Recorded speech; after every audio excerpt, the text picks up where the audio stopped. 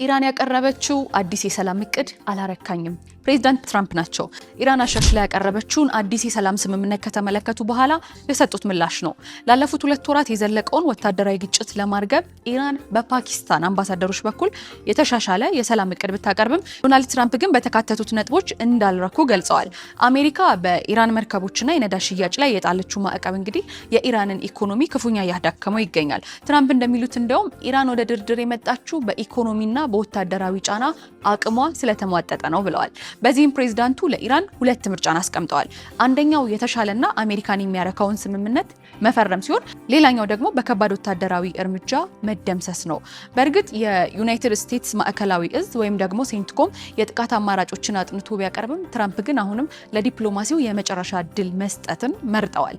በዚህ መሃል ደግሞ ፓኪስታን አሁንም በሽምግልናዋ ቀጥላለች። ጥቅሉ ኢራን ያቀረበችው እቅድ ውጥረቱን ያረጋጋዋል ወይስ ደግሞ አሜሪካን ለከፋ ወታደራዊ እርምጃ ይገፋፋታል የሚለው ኢራን በምታሳየው የመስማማት አቋም ላይ የሚወሰን መሆኑን የፖለቲካ ተንታኞች እየገለጹ ይገኛሉ። እናንተስ ምን ታስባላችሁ? ሀሳባችሁን አጋሩን። ኤቢሲ.ስትሪም የማህበራዊ ሚዲያ አማራጮችን ፎሎ አድርጉ።